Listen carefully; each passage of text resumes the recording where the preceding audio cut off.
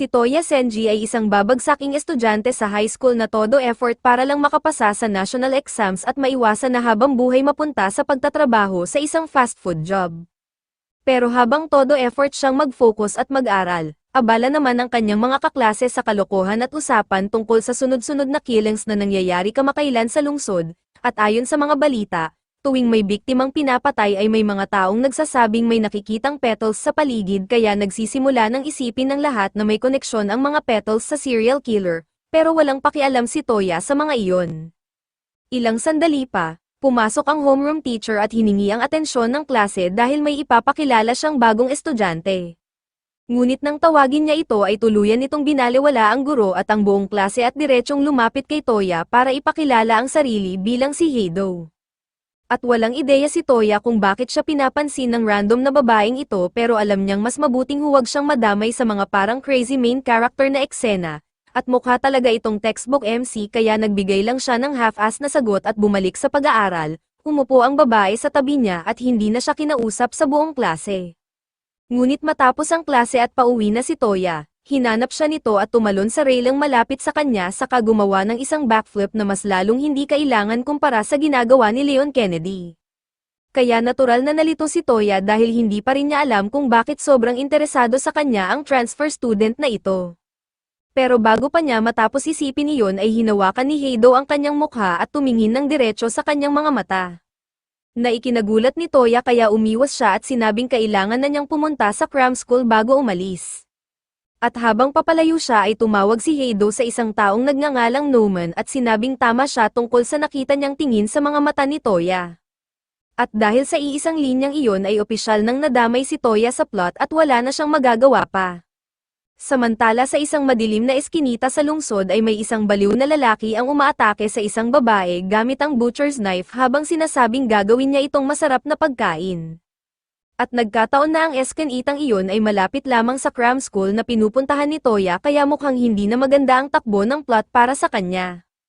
Kasalukuyang nakaupo si Toya sa isang bench sa labas ng kanyang cram school habang tinitingnan ang kanyang transcripts mula sa pinakabagong mock exam at sa totoo lang ay hindi naman ito masama dahil may 70% average siya ngunit malayo iyon sa sapat para magtagumpay sa Asian school system.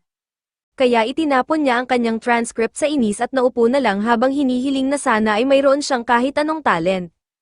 Kahit ano basta hindi siya manatiling useless na tao habang buhay. Pero kahit gaano niya gustuhin ang talento ay alam niyang hindi ito basta-basta bumabagsak mula sa langit kaya wala siyang makukuha sa simpleng pagnanais.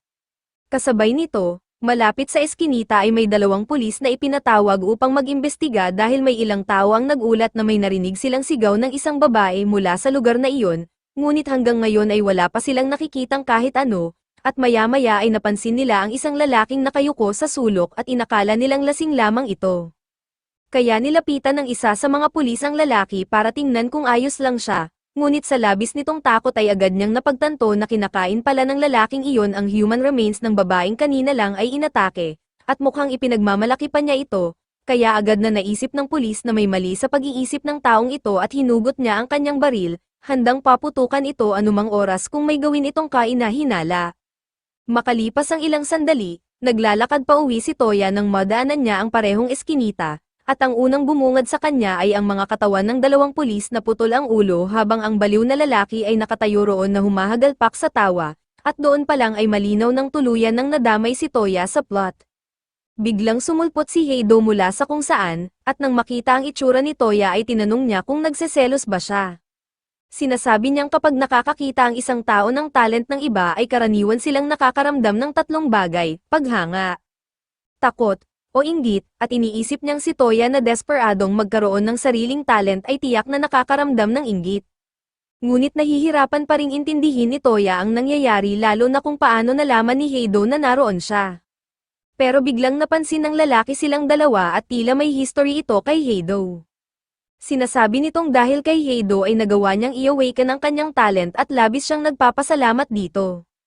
Ngunit baluktot ang kanyang paraan ng pagpapakita ng pasasalamat dahil sinabi niyang gagawin niyang susunod na pagkain si Heido. Saka siya sumugod sa kanilang dalawa ngunit kahit direkta niya silang tinitingnan ay nagawa pa ring hilahin ni Heido si Toya at magtago sa likod ng isang haligi bago pa man tumama sa lupa ang kutsilyo ni Fish.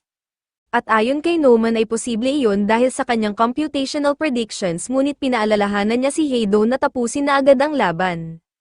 Kaya iniabot ni Heido ang kanyang phone kay Toya at tinanong kung ano ang gagawin niya kung may isang item na kayang magbigay sa kanya ng talent mula sa kanyang past lives ng instant, na para kay Toya ay parang pangarap na matupad, ngunit may kapalit ito dahil ang item ay isang blade at para makuha ang talent ay kailangan mong saksakin ang sarili na parang isang depressed emo teenager, na hindi naman talaga ideal. Habang natutunton sila ni Fish, biglang sinaksak ni Heido ang sarili niyang leeg at inactivate ang kanyang past life talent bilang isang kunoichi. At habang ginagawa niya ito ay napansin ni Toya ang mga flower petals na bumubuhos mula sa kanyang katawan ngunit bago pa siya makapagtanong ay inatake na siya ni Fish kaya napilitan si Heido na ipagtanggol ang sarili gamit ang kanyang mga espada. At habang naglalaban sila ay kinausap ni Noman si Toya sa phone at ipinaliwanag na sa pamamagitan ng branch of reincarnation ay maaaring makuha ng isang tao ang talents mula sa kanilang past lives at ang mga taong nagtagumpay dito ay tinatawag na returners. At bilang mga returners ay parehong kayang gumawa ni na Fish at Heido ng superhuman feats na halata na, ngunit hindi pa rin maintindihan ni Toya ang tungkol sa petals kaya ipinagpatuloy ni Noman ang paliwanag at sinabing ang petals ang patunay na may nakuha ng talent mula sa dating buhay ang isang tao, dahil kahit ang pinakamahuhusay na henyo ay namamatay rin sa huli. At kapag nangyari iyon ay binibigyan sila ng panibagong buhay. Ngunit sa pamamagitan ng reincarnation ay posible nilang ma-access ang kanilang past skills. Pero dahil lamang naging talented ang isang tao sa nakaraang buhay ay hindi ibig sabihin na mabuti siyang tao. At dito nagmumula ang mga tulad ni Fish, dahil parehong mabuti at masama ay kayang i-awaken ang kanilang past life talent. Ngunit may posibilidad din na naging talentless bomb ka sa iyong nakaraang buhay kaya kung susubukan mong gamitin ang reincarnation ay mamamatay ka lang, na ibig sabihin ay kung gagamitin ni Toya ang blade ay may malaking chance na mamatay siya. Kaya tinanong siya ni Noman kung ganoon pa rin ba siya kadesperado na makakuha ng talent at inaasahan niyang matatakot ito at tatanggi, ngunit nagkamali siya dahil hindi niya inasahan kung gaano ka-insane si Toya. Samantala ay patuloy pa ring nakikipaglaban si Heido kay Fish at sinabi ni Fish na nadidismaya siya dahil para sa isang may talent ng isang legendary swordsman ay napaka-underwhelming ng kanyang skills. Naikinagalit ni Heido kaya nagdesisyon siyang gamitin ang isa sa kanyang ultimate moves na 8-hued corpse slash. At sa una ay tila handa si Fish dahil nagawa niyang harangin ang isang slash ngunit nakalimutan niya ang natitirang 7, kaya ilang sandali lang ay tinadtad siya at ang tanging natira sa kanya ay ang kanyang petals na unti-unting tinangay ng hangin. Matapos makumpirma ni Heido na patay na si Fish ay binalikan niya ang kanyang blade ngunit napansin niyang nawawala na si Toya kaya tinanong niya si Noman kung saan ito nagpunta. At ipinaliwanag ni Noman na kinuha ni Toya ang isa sa mga reincarnation blades at tumakbo palayo. At napangiti si Heido dahil iyon mismo ang inaasahan niyang mangyari dahil nag-aalala siyang baka wala itong lakas ng loob. Samantala sa kwarto ni Toya ay makikita siyang duguan matapos hiwain ang sarili niyang leeg at habang nawawala ng malay ay nanaginip siya ng malabo tungkol sa isang misteryosong lalaking may puting buhok. At nang magising siya ay umaga na at nandoon si Heido sa kanyang kwarto. Tinanong niya kung ano ang ginagawa nito roon ngunit napansin niya ang kanyang kamay na may tuyong dugo at doon sinabi ni Heido na matagumpay siyang naging isang returner, kahit na napakarami raw niyang ungol at daing habang natutulog kaya tinanong siya kung ano ang nangyari.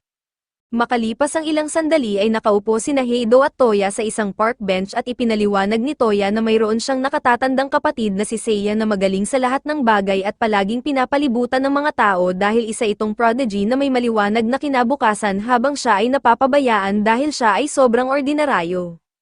Lahat ng ginagawa niya ay ikinukumpara sa kahanga-hangang performance ni Seiya at dahil lamang hindi siya nanalo ng gold medal sa foot race noong 6 na taong gulang siya ay tinawag na siya ng kanyang ama na isang disappointment.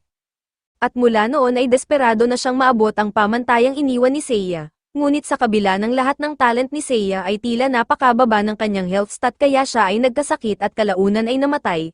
At sa hindi malamang dahilan ay sinisi ng mga magulang si Toya sa pagkamatay nito kaya siya ay pinalaya sa bahay, kaya mula noon ay sinusubukan niyang patunayan sa kanila na mali sila sa pamamagitan ng pagkuha ng sarili niyang talent.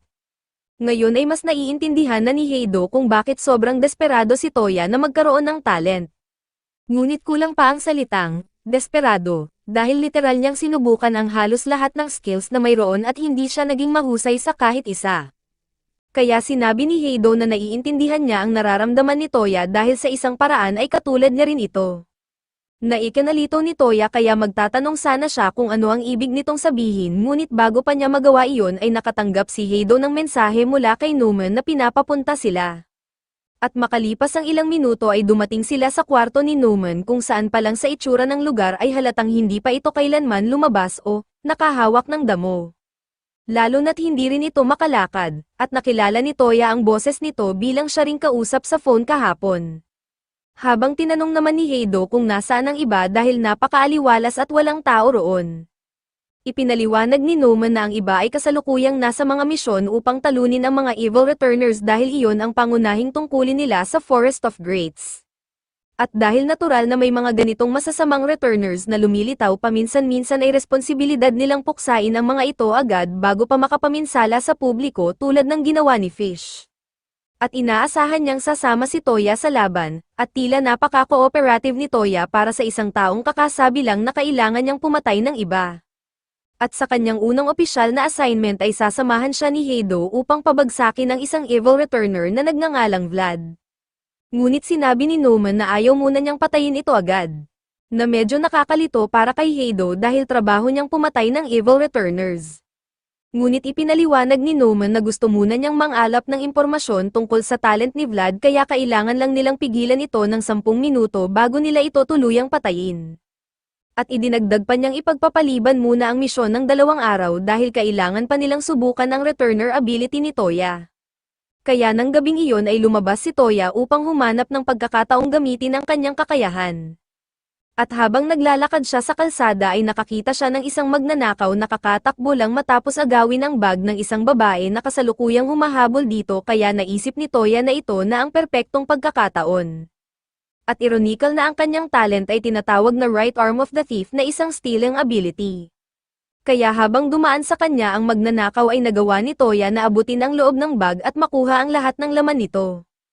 At tuluyang tumakas ang magnanakaw nang hindi man lang namamalayan na wala ng laman ang bag. At nang maabyutan siya ng babae ay sinigawan siya nito dahil hindi niya pinigilan ang magnanakaw. Ngunit ipinaliwanag ni Toya na wala nang dapat ipag-alala dahil nakuha niya ang lahat ng laman ng bag. At noong una ay nagpasalamat ang babae ngunit bigla niyang naalala na Birkin bag iyon na mas mahal pa kaysa sa laman nito kaya muli siyang humabol sa magnanakaw. At ang ability ni Toya ay may effective range na 70 cm na isang malaking kahinaan dahil wala itong malinaw na combat capability, ngunit kung makalapit siya sa sapat na distansya upang activate ang kanyang talent ay kaya niyang baliin ang batas ng physics upang nakawin ang kahit ano na maabot niya kahit may harang pa. At hindi lamang ito limitado sa mga bagay kundi maaari rin itong gamitin sa iba pang paraan.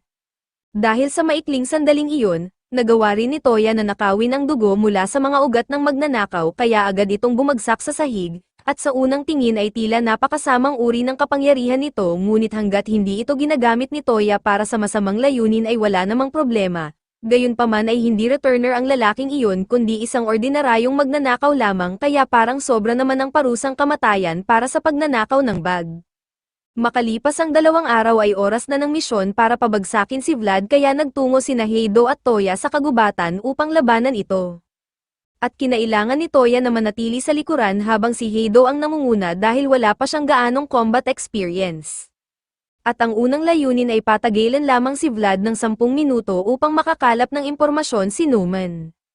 Ngunit dahil sa kanyang talent na kayang maglabas ng napakaraming matutulis na spike mula sa lupa ay naging mahirap para kay Heido na umiwas habang nakikipaglaban kaya kalaunan ay natusok siya sa balikat at tuluyang napahina. At kahit malapit nang matapos ang 10 minuto ay sumuko na si Numan sa pagkuha ng impormasyon at inutusan si Toya na umatras bago pa siya mapatay. Ngunit hindi kayang iwan ni Toya si Heido sa ganoong sitwasyon kaya nang tangkain ni Vlad na tapusin si Heido ay biglang may braso na tumago sa kanyang dibdib na ikinagulat niya dahil dapat ay may pader na bato sa likod niya. At dito ay nalaman na ginamit ni Toya ang pader bilang cover upang abutin ang loob ng katawan ni Vlad at inakala ni Vlad na sinusubukan nitong nakawin ang kanyang puso ngunit dahil hindi pa sanay si Toya sa kanyang ability ay pamalya siya at wala siyang nakuha. Kaya tinawanan siya ni Vlad dahil nasayang niya ang malinaw na pagkakataon para manalo at sa puntong iyon ay halos wala ng pag-asa sina Toya at Heido, Ngunit biglang napuno ng madilim na aura ang paligid at may malakas na boses na nag-utos kay Vlad na umatras agad, at kahit gusto pa niyang tapusin ang laban ay napilitan siyang sumunod at tumakas, kaya nakaligtas sina Toya at Heido. Makalipas ang ilang oras ay nakatayo si Toya mag-isa sa isang tulay nang bigla siyang harangin ni Vlad na humihiling na ibalik ang ninakaw nito mula sa kanya. At noong una ay nagkunwari si Toya na wala siyang alam ngunit sinabi ni Vlad na sigurado siyang ninakaw ni Toya ang kanyang talent dahil noong umatake ito ay iyon ang tunay na target nito. At ang katotohanang nag-iisa lang siyang pumunta roon upang bawiin ito ay nangangahulugang hindi niya ito sinabi sa iba na pabor kay Toya dahil nais niyang manatiling lihim ang kakayahan niyang magnakaw ng talents. Kaya upang masigurong mananatili itong sikreto ay ginamit niya ang ninakaw na ability at tinuhag si Vlad gamit ang sarili nitong mga spike, at dito malinaw na si Toya ay hindi isang bayani at wala siyang interes na protektahan ang sangkatauhan dahil ang tanging mahalaga sa kanya ay makuha ang pinakamaraming talents, mabuti man o masama, upang maging pinaka-talented na tao sa mundo at hindi siya papayag na may humadlang sa kanya. Kinabukasan ay tinawagan ni Noman si Heido upang gisingin ito at medyo naguluhan siya dahil sa nakikita niya ay tila buong gabi lang nag-aral si Toya at hindi niya inaasahan na magpapatuloy pa ito sa ganitong effort kahit mayroon na siyang sariling talent. Hindi pinansin ni Toya ang sinabi ni Noman at sa halip ay tinanong niya kung ano ang plano para sa araw na iyon. Kaya ipinaliwanag ni Noman na mangangaso sila ng isang evil reincarnator ngunit bago iyon ay may gusto muna siyang ipagawa kay Toya. Binigyan niya ito ng direksyon papunta sa bahay ni Heido dahil hindi ito sumasagot sa phone. At pagdating doon ay nadatnan ni Toya si Heido na kalahating tulog at halos hindi pa bihis sa gitna ng kanyang dojo. Kaya nagsimulang sermonan ni Noman si Heido dahil sa pagiging tamad nito ngunit depensa ni Heido ay napuyat siya kakasanay ng kanyang sword skills. At muling hindi maintindihan ni Noman kung bakit may mag-aabala pang mag-training kung ang kanilang mga taglay na skills ay higit na sa anumang kayang maabot sa sariling pagsisikap, ngunit para kay Heido ay gusto pa rin niyang magpraktis hanggat kaya niya. Samantala, ang target nila ngayon ay isang rogue clown na nagngangalang Sokka na umaakit ng mga bata papunta sa kagubatan upang gawing biktima. At hindi nagtagal ay narating nila ang teritoryo nito at agad silang inatake dahil inaasahan na niya ang kanilang pagdating. Agad na inactivate ni Heido ang kanyang powers at inakala ni Hoka na magiging madali ito basta panatilihin niya ang distansya at gamitin ang kanyang nen. Ngunit bago pa siya makagalaw ay nahati na ni Heido ang kanyang katawan sa dalawang bahagi kaya agad natapos ang misyon. At kahit technically ay tagumpay ito ay nainis si Noman dahil masyadong mabilis tinapos ni Heido ang laban gayong dapat sana ay pagkakataon iyon para magkaroon ng totoong combat experience si Toya. Humingi naman ng paumanhin si Heido dahil napabilis ang kanyang kilos dahil inakala niyang madaling kalaban ang clown, ngunit lumalabas na hindi lang sila ang sumusubaybay dito dahil may isang strike team na nakasunod rin at nang makita nila kung gaano kadaling pinabagsak ni Heido ang kalaban ay nagdesisyon silang sundan ito upang malaman ang sikreto ng mga naglalabas ng petals. Kinagabihan ay muli nang nangangaso si Heido ng isa pang evil reincarnator ngunit biglang may mga mansanas na bumagsak sa harap ng isang lalaking nagngangalang Jin at makalipas ang isang segundo ay napadapa siya dahil sa napakalakas na puwersa. Kahit hirap na hirap ay nagawa pa rin niyang makatakas sa gravity field at muling tumakbo. Naikinabilib ng Newton reincarnator dahil nalampasan niya ang ganoong kalakas na gravity gamit lamang ang sariling lakas. Kaya dahil tumakas muli ang target ay ang Einstein reincarnator naman ang kumilos at ginamit ang theory of quantum mechanics upang mag-teleport sa tabi ni Jin at agad na putulin ang kanyang braso. At nang bumalik si Einstein ay pinuri siya ni Newton ngunit tinanong kung bakit hindi na lang nito pinutol ang ulo ng target upang matapos agad. Ngunit sinabi nitong trabaho ng sundalo ang pumatay kaya ayaw niyang agawin ang tagumpay nito. At sa sandaling iyon ay tinutukan ng baril si Jin sa likod ng ulo at inutusang sumuko ngunit bigla niyang hinablat ang isang gunting gamit ang kabilang kamay at sinaksak ang mga mata at leeg ng sundalo. Kumbinsido si Jin na sapat na iyon upang mapatay ito ngunit makalipas ang ilang segundo ay binaril siya sa dibdib dahil ang sundalo ay hindi ordinaryong tao kundi isang undead soldier reincarnator kaya literal na hindi ito kayang mamatay. At hindi pa doon nagtatapos ang sitwasyon dahil naroon din si Dr. Reisha, ang replicator, at tuluyan niyang pinalibutan ang buong eskinita gamit ang kanyang mga clones kaya wala nang matatakbuhan si Jin, at makalipas ang ilang sandali ay tuluyan siyang pinatay. Matapos ang misyon ay bumalik silang lahat sa base kung saan pinuri sila ni Noman sa maayos na trabaho at ibinigay nila ang branch na nakuha nila mula kay Jin. Pagkatapos ay lumapit si Nightingale upang alamin kung may nasaktan sa kanila dahil siya ang Angel of Healing. At si Fosaka ay nangangailangan ng kaunting paggaling dahil kulang pa siya ng ilang bahagi ng katawan, kaya niyakap siya ni Nightingale at sinimulang dilaan ang kanyang pisngi upang simulan ang proseso ng pagpapagaling habang ibinubulong pa nito na sana ay mas alagaan niya ang kanyang sarili dahil ayaw niyang nakikitang nasasaktan ito, at tila nag-e-enjoy pa siya sa ginagawa kaya hinayaan na lang sila ng iba. Samantala, si Toya ay abala sa pag-aayos ng mga gusot na cable sa setup ni Newman habang ang iba ay nasa misyon. At nagulat si Heido na handa pa rin siyang gumawa ng mga ganitong gawain kahit mayroon na siyang talent na matagal niyang hinanggad. Ngunit sinabi ni Toya na gusto lang talaga niyang gumawa ng ganitong maliliit na tasks, at nagpapasalamat naman si Newman dahil wala siyang ibang mapakiusapan na tumulong sa kanya, at si Newton ay matagal nang naririnig ang tungkol kay Toya mula kay Newman kaya excited siyang makilala ito, ngunit hindi muna sila nakapag-formal introduction dahil abala ang lahat at si Nightingale ay patuloy pa ring nakadikit kay Fosaka kaya ipinagpaliban muna nila iyon. Kinagabihan, magkasamang naglalakad pa uwi sina Toya at Heido nang mapansin ni Toya na bukas ang ilaw sa kanyang apartment kahit mag-isa lang siya. Kaya maingat silang umakyat upang tingnan kung ano ang nangyayari. At pagpasok nila ay nadatnan ni Toya ang isang matagal na niyang kaibigan na si Atsuki na nakaupo sa kanyang kwarto. Nagsimula itong magsalita na parang walang nagbago kay Toya kahit matagal na silang hindi nagkita. At dahil kaibigan ito ni Toya ay nagpakilala rin si Heido. At ipinaliwanag ni Toya na kahit hindi halata ay napakahusay ni Atsuki sa martial arts hanggang sa tinawag itong child prodigy kasabay ng kanyang kapatid na si Seiya at ngayon ay pinuno na ito ng isang special forces unit sa military.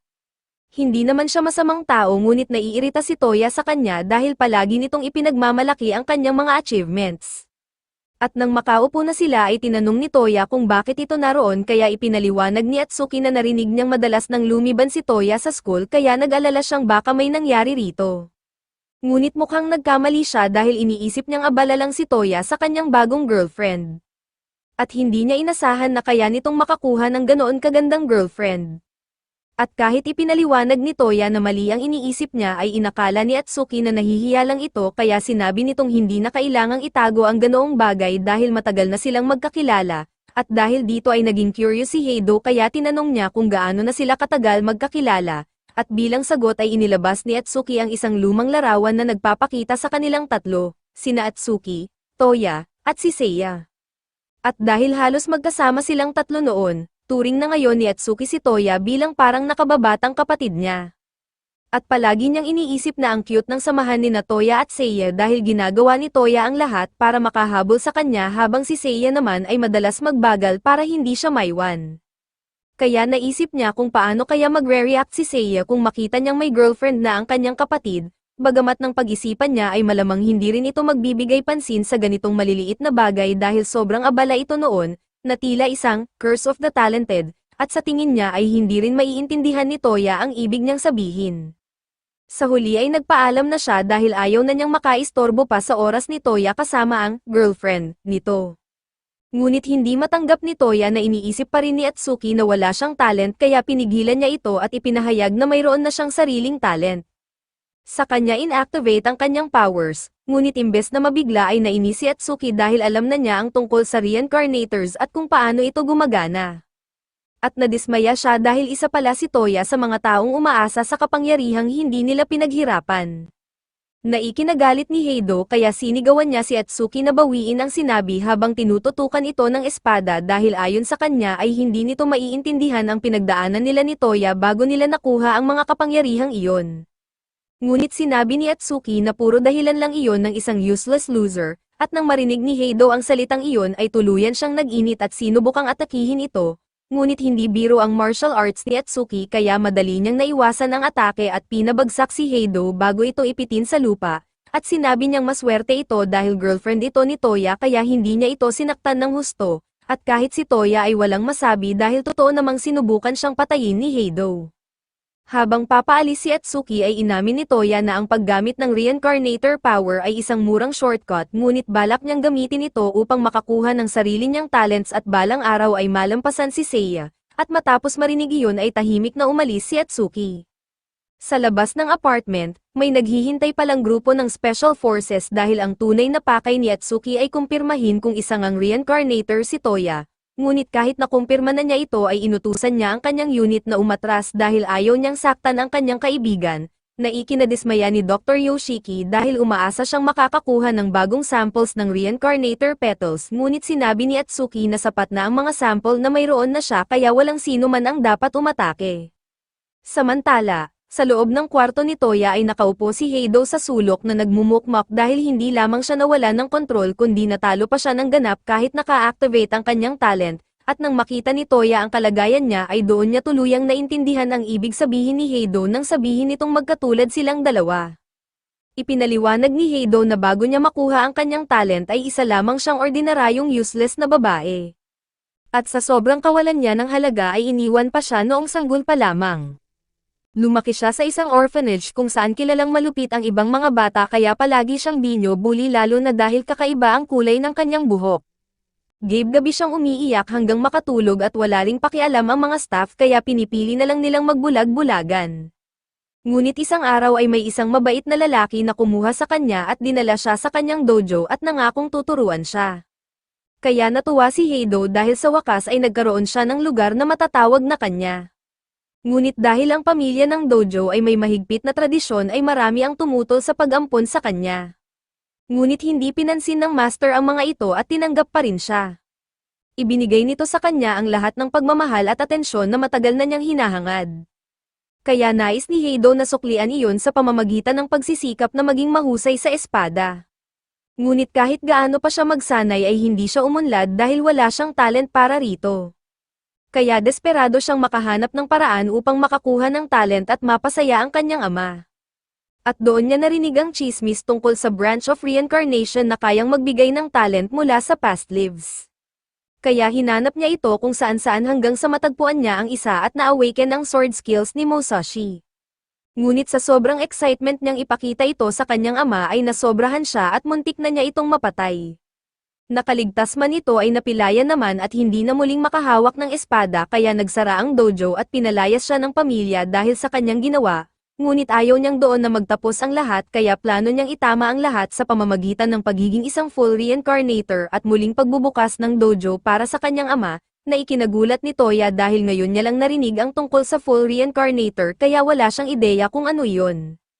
Samantala, sina Atsuki at Yoshiki ay pabalik na sa base at iniisip ni Atsuki na sana ay hindi na lang siya pumunta sa muling pagkikita nila dahil hindi niya sinadyang masabi ang mga sinabi niya kanina, ngunit talagang nadidismaya siya sa naging kalagayan ni Toya, at mas lumalala pa iyon dahil tila ito mismo ang binanggit sa prophecy na natanggap nila kaya mukhang lalo pang lalala ang mga mangyayari. Bumalik sa bahay ni Toya. Tinanong niya kung ano ba talaga ang full reincarnator at sumagot si Nomen na halos lahat sa Tree of Greats ay full reincarnators maliban kina Toya at Heido. At ang pangunahing pagkakaiba ay habang may limit ang paggamit ng abilities ni Toya at Heido. Ang mga full reincarnators ay walang cooldown at palaging nasa kanilang talented form, at maabot ang estado na iyon sa pamamagitan ng patuloy na paggamit ng kanilang talent sa labanan hanggang sa hindi na sila bumalik sa normal na anyo. At kahit medyo delikado ang tunog nito ay iyon mismo ang target ni Heido dahil ang tanging paraan para muli niyang makaharap ang kanyang ama ay kung babalik siya bilang Musashi Miyamoto. Kinagabihan, tinawag ni Toya si Heido papunta sa paaralan dahil may gusto siyang ipakita, at pinapatay muna niya ang phone nito upang hindi sila mapakinggan ni Newman, at nang masigurong ligtas ay ibinunyag niya na ang kanyang talent ay kayang magnakaw ng talents ng iba, at sinabi ni Heido na hanga siya dahil napaka-useful ng kanyang kakayahan. Ngunit tinanong ni Toya si Heido kung sigurado ba siyang dapat niyang ikatuwa ang bagay na iyon dahil sa paghahangad niya ng talent ay posible niyang targetin kahit ang sarili niyang mga kaibigan kung kinakailangan. Ngunit hindi iyon alintana ni Heido dahil kung siya ang nasa kalagayan ni Toya ay gagawin din niya ang parehong bagay at suportado pa niya ito na gawin ang lahat ng makakaya niya. Kahit na medyo naiinis din siya kaya itinulak niya si Toya sa pader at tinanong kung bakit hindi pa nito sinusubukang nakawin ang kanyang talent. Dahil alam niyang hindi magiging hadlang ang kanilang relasyon kung gugustuhin talaga ni Toya na gawin iyon. Kaya ang ibig sabihin lang ay iniisip nitong hindi sapat ang halaga ng kanyang talent. At inamin niyang tama iyon sa ngayon dahil hindi pa ganoon kaganda ang kanyang kakayahan ngunit ipinangako niyang pagsisikapan niyang paunlarin ito hanggang sa mapilitan si Toya na kilalanin ito bilang isang mahusay na talent at tangkaing nakawin mula sa kanya.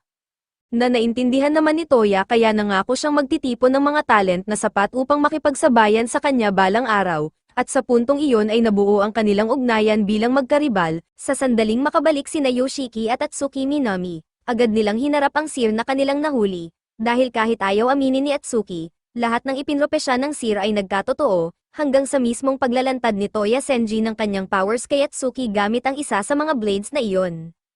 Sinubukan ni Yoshiki na i-analyze ang blade upang malaman kung ano ang materyales nito, ngunit hanggang ngayon ay wala silang nakukuhang sagot, kaya plano nilang pilitin ang Seer na ibigay ang mga impormasyong kailangan nila sa kahit anong paraan. Nakakatawa para sa Seer ang banta ng torture, dahil kahit sila ay isang specialized Black Ops unit na may talent na kapantay ng mga dakila sa kasaysayan, wala pa rin silang laban sa kung ano ang darating, dahil tao lamang sila na nakatali sa batas ng physics, hindi tulad ng mga reincarnators. Sa katunayan, siya mismo ang pumili na mahuli nila siya, kaya imposibleng mapigilan nila siya laban sa kanyang kagustuhan kahit gustuhin pa nila. Gayunpaman, pumayag siyang magbigay ng kaunting impormasyon. Una, sinabi niyang tatayo siya at lalabas sa silid na iyon ng ganap na walang pinsala, at pangalawa, ibabalik ng kanyang king ang mga sinaunang calamities. Habang sinasabi niya ito, kusang naputol ang mga kadena sa kanyang mga kamay at agad nagpaputok ang mga sundalo upang subukang pigilan siya, ngunit matapos mawala ang alikabok, nananatili siyang ganap na maayos. Agad sumugod si Atsuki at pinutol ng malinis ang braso ng Seer, kinukutya siya sa pag-angkin na makakaalis siya ng walang pinsala. Ngunit sa kanyang pagkabigla, buo pa rin ang braso ng Seer na parabang walang nangyari, kaya tunay ngang wala siyang natamong pinsala. Pagkatapos nito, casual na naglakad palayo ang Seer, ngunit inutusan ni Atsuki ang kanyang mga tauhan na huwag na siyang pigilan dahil malinaw na wala sa kanila ang kayang huminto sa kanya ng walang casualties. Sinabi ng Seer na matalinong desisyon iyon dahil nailigtas niya ang buhay ng kanyang mga tauhan, ngunit bago siya tuluyang umalis, tinanong siya ni Atsuki kung ang tinutukoy ba niyang king ay leader ng isang uri ng Returner Alliance. Sumagot ang Seer na hindi iyon ganoon, bagaman may ilang returners na bumuo ng alliance tulad ng Tree of Greats group, siya ay isa lamang mapagkumbabang lingkod ng King of Returners. Samantala, sa Tree of Greats, ikinukwento ni Newton kung paano siya muntik ng tambangan ng isang pangalawang returner habang nagsasagawa ng extermination, at tinanong ni Newman kung maibibigay niya ang detalye ng powers nito o kung ano ang kaya nitong gawin, ngunit hindi ito maipaliwanag ni Newton ng maayos, at ang pinakamalapit na paglalarawan niya ay parang isang uri ng black fog. Nang marinig iyon, agad na naisip ni Hayato at Toya Senji na iyon ang parehong tao na nakialam sa laban nila laban kay Vlad, at halatang nabahala sina Newman at Ain nang mapagtanto kung sino ito. Ilang sandali pa, bago pa makapagtanong si Newton kung ano ang nangyayari, biglang lumitaw ang mismong lalaki sa lahat ng screens sa base, masiglang binati ang lahat at sinabing kahanga-hanga na nakahanap sila ng mga bagong kaibigan, ngunit kailangan na niyang sirain ang maliit nilang pagtitipon. Ang kanilang motto ay ang mga taong may talent ay obligadong gamitin ito para sa kapakinabangan ng mundo at ang mga hindi sumasang-ayon sa patakarang iyon ay dapat alisin, ngunit iniisip ng king na isa itong napaka-idiotic na paniniwala dahil ang talent ay dapat malaya at maaaring gamitin sa kahit anong paraang nais mo, kaya balak niyang lipulin sila upang maisakatuparan ang kanyang plano. Pagkatapos nito, biglang nawala ang king at naiwan si Newton na lubos na nalilito dahil hindi niya maintindihan ang nangyari, kaya tinanong niya si Newman kung sino ang lalaking iyon ngunit abala ito at hindi agad nakasagot dahil ang nangyari ay patunay na ang king nga ang mastermind sa lahat ng evil returner activity kamakailan. Labis na nabalisa si Ain dahil hindi siya makapaniwalang nakaligtas ang king, ngunit malinaw na ngayon ang katotohanan. Ipinaliwanag ni Newman sa lahat na ang returner na kanilang nakita ay ang Tyrant King na si Yang Yu at taglay niya ang pinakamalakas na combat-oriented talent na naitala, at bukod pa rito, isa rin siya sa mga founding members ng Forest of Greats. Hindi pa ito na ibabahagi noon, ngunit ang Forest of Greats ay hindi palaging kasing laki ng ngayon dahil dati ay binubuo lamang ito ng 5 miyembro kabilang si Xiang Yu, at mayroon silang leader na naniniwalang ang talents ay dapat gamitin para sa ikabubuti ng mundo kaya doon umikot ang misyon ng grupo sa pagtulong sa sangkatauhan. Gayunpaman, si Xiang Yu ay isang hari na namuhay sa tyranny at hindi niya kinaya ang pagkabagot sa pagtulong sa iba, kaya pinagtaksilan niya ang grupo at pinatay ang kanilang leader. Dahil sa pagtataksil na ito, Naniwala si Newman na imposibleng makisama sa mga returners na may evil talents dahil likas sa kanila ang paghahangad ng destruction, kaya dapat silang lipulin para sa kapakanan ng humanity. Nagngangalit sa galit si Ain dahil akala niya napatay na niya si Siang Yu noon at nanunumpa siyang tatapusin niya ito sa susunod nilang pagkikita, ngunit pinakalma siya ni Newton at sinabing masamang ideya iyon, ngunit wala si Ain sa mood na magpakalma kaya sinuntok niya ito sa mukha at sinabing tumahimik dahil hindi nito kailanman mauunawaan ang kanyang nararamdaman. Naiinis si Newton sa ugali ni Ain na agad nananakit kapag galit, ngunit ipinaliwanag niya na hindi niya sinasabing pabayaan na lang si Siang Yu kundi huwag lang itong harapin mag-isa dahil may team sila ng malalakas na returners na handang tumulong sa kanya. Sinabi rin ni Newman na naniniwala siyang kaya nilang manalo basta magtutulungan sila, kaya maglulunsad sila ng isang all-out battle upang pabagsakin si Siang Yu at tuluyang lipulin ang mga evil returners. Naghahanda na silang umalis ngunit bago iyon, tinawag ni Newman si Phonosaka at binigyan ito ng lihim na mensahe. Makalipas ang isang linggo, natunton ni Newman ang base ni Siang Yu at handa na ang buong team na magsagawa ng surprise attack. Bigla namang dumating ang returner na si Julius Caesar kay Hito at halatang sobrang attached siya rito, ngunit ayaw siyang pansinin ni Hito kaya patuloy nitong iniiwasan ang kanyang mga advances habang sinusubukan pa rin ni Caesar na makuha ang kanyang atensyon. Ngunit habang nasa kalagitnaan pa siya ng kanyang pick-up line, biglang inatake si Heido kaya agad niyang hinugot ang kanyang mga espada at nauwi sila sa isang stalemate laban sa swordsman na si Jubet, at lumalabas na matalik na magkaibigan pala sina Jubet at Heido. Kaya ang maliit na duel na iyon ay paraan lamang para magkamustahan at subukan ang kanilang mga kakayahan upang masigurong hindi sila kinakalawang. At pagkatapos ay lumapit si Jubei kay Toya upang magpakilala, at ganoon din ang ginawa ni Caesar, ngunit wala talagang interes si Toya sa kanya kaya tumalikod siya at kinausap sina Newman at Newton, tinanong kung bakit napakaraming hindi pamilyar na mukha, at ipinaliwanag ni Newton na ang Forest of Greats ay may napakaraming miyembro sa buong mundo ngunit dahil napakalaki ng laban na ito, tinawag silang lahat ni Newman upang makilahok. Namangha si Toya dahil hindi niya inakalang makakakita siya ng ganoon karaming historical talent sa iisang lugar, ngunit tila ang mga miyembrong tinawag ay hindi naman talaga gustong naroon, dahil ang mga tulad ni Charles Darwin ay naniniwalang ang evil returners ay nakatakdang mawasak dahil sa kanilang likas na katangian kaya mas mabuti sanang isa-isahin na lamang silang alisin kaysa maglunsad ng all-out battle, at sumang-ayon sina Bobby Fischer at Erwin Schrödinger. Kahit hindi gaanong kilala ni Toya ang mga ito, ramdam niyang hindi sila ang tipo ng mga taong kayang magtrabaho ng maayos bilang isang team, ngunit para sa kanya ay perpekto iyon dahil wala siyang pakialam kung manalo o matalo. Ang gusto lamang niya ay makakuha ng mas maraming talent sa gitna ng kaguluhan. Nang makapaghanda na ang lahat, ipinaliwanag ni Newman ang plano kung saan kailangan nilang umatake sa tatlong nakatakdang ruta, at habang iniisip ni Toya kung alin ang pipiliin upang mapakinabangan ang kanyang talent hunt, biglang inanunsyo ni Phonosaka na gusto niyang makipag-partner kina Toya at Fabre sa Earthpath, na lubos na sumire sa plano ni Toya dahil hindi siya makakakuha ng skills nang hindi nahuhuli kung may kasama siya. Tinanong niya si Phonosaka kung bakit siya ang pinili nito, at sinabi lamang nito na nagkaroon siya ng interes kay Toya kamakailan, kaya wala nang maisip si Toya na paraan upang makaiwas ng hindi nagmumukhang kainahinala. Habang magsisimula na ang misyon, nagtipon silang lahat sa harap ng gate at nagbabala si Newman na mag-ingat dahil haharap sila sa ilan sa pinakamalalakas na villain sa kasaysayan, at sina Hito at Jubei ang napiling manguna sa paglusob. Habang dumaraan si Heido kay Toya na halatang kinakabahan pa rin dahil sa kanyang kapareha, sinabi nito na magiging mas malakas siya bago pa makarating si Toya sa pintuan ng kastilyo kaya mapipilitan itong subukang nakawin ang kanyang talent.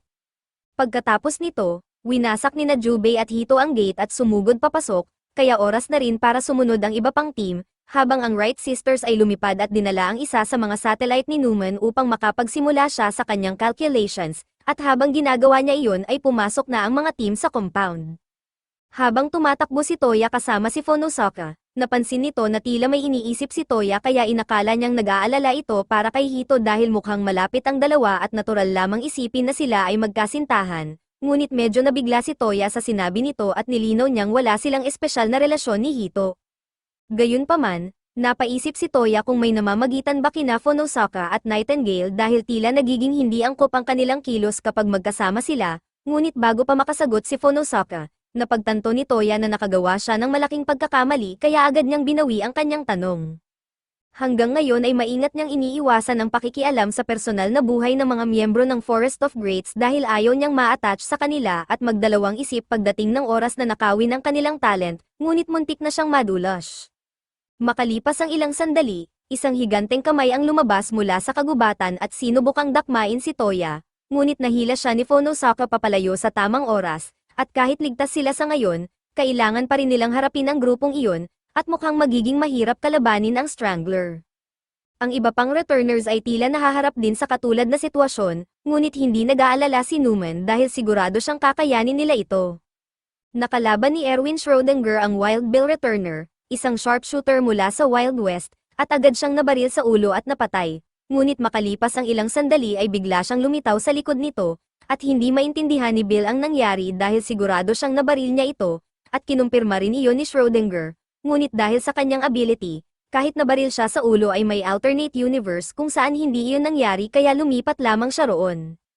Ang kanyang power ay nagbibigay sa kanya ng kakayahang manipulahin ang probability ng anumang kinalabasan, halimbawa kahit hindi siya magaling sa pagbaril ay maaari niyang piliin ang reality kung saan tumama siya ng perpektong headshot sa pamamagitan ng swerte kaya halos hindi siya pumapalya. Samantala, si Charles Darwin ay nakalaban ng Red Reaper, isang returner na may mga kuko na kayang pumutol sa kahit ano, ngunit hindi lamang ang Reaper ang may ganitong kakayahan dahil ang ability ni Darwin ay nagbibigay daan upang mag-evolve siya ng anumang traits na kailangan upang manalo sa laban kaya hindi magiging problema ang talunin ito. Gayon din, sina Bobby Fischer at ang iba pa ay hindi rin nahihirapan, ngunit nagsisimula ng mainis si Hito dahil inaagaw ni Jubei ang lahat ng malalakas na kalaban bago pa siya makalaban. Samantala, nahihirapan sina Toya at Fabre dahil masyadong malakas ang Strangler para sa kanila, at sa sandaling iyon ay sinabi ni Phonosaka kay Toya na magpatuloy at iwan siya, na ikinagulat ni Toya, ngunit ipinaliwanag ni Phonosaka na ang mahalaga ay manalo sila sa kabuuan ng laban. Kinuha niya ang kanyang baril at nagsimulang magpaputok sa mga kalaban bago naghagis ng granada sa Strangler, ngunit hindi ito gaanong nakaapekto dahil sinalo lamang nito ang pagsabog at dumiretso kay Phonosaka. Ngunit sa huling sandali ay sumugod si Toya upang iligtas siya at handa nang gamitin ang kanyang ability nang biglang bumagsak at namatay ang Strangler.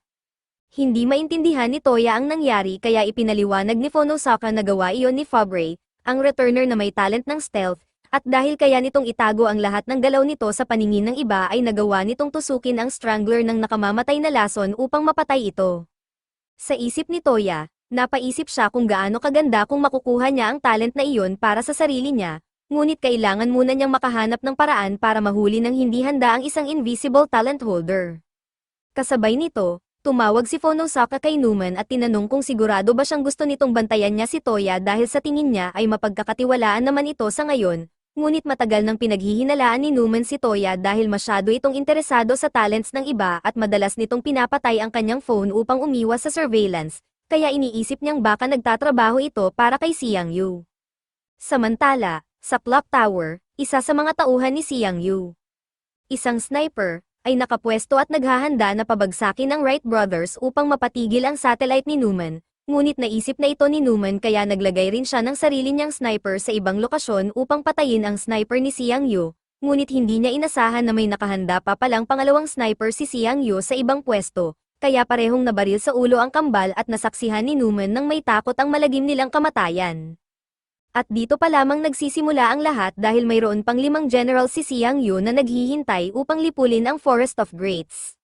Samantala, sa panig ni Toya, napansin ni Phonosaka na nawalan na siya ng kontak kay Newman, at habang abala siya, 2 kalaban ang sumubok umatake sa kanya, ngunit agad na pumasok si Toya at ginamit ang kapangyarihan ni Vlad upang pigilan sila. At dito napansin ni Phonosaka ang ability na iyon bilang isa sa mga kapangyarihan ng Evil Returners kaya lalo niyang pinaghinalaan na isang ang espiya si Toya.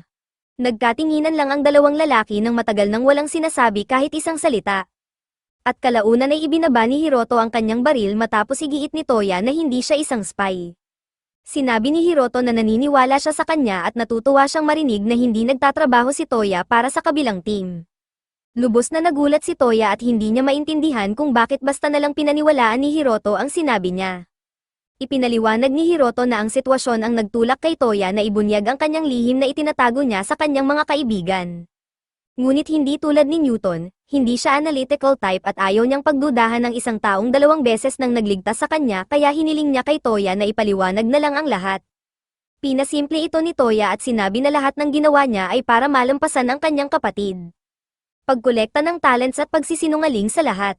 Lahat ng iyon ay para sa kanyang goal na maging mas mahusay kaysa sa kanyang kapatid. Sinabi ni Hiroto na hihimatayin si Newton kapag narinig iyon ngunit nakapagdesisyon na siya. Ibinigay ni Hiroto ang kanyang buong suporta kay Toya at napatulala si Toya.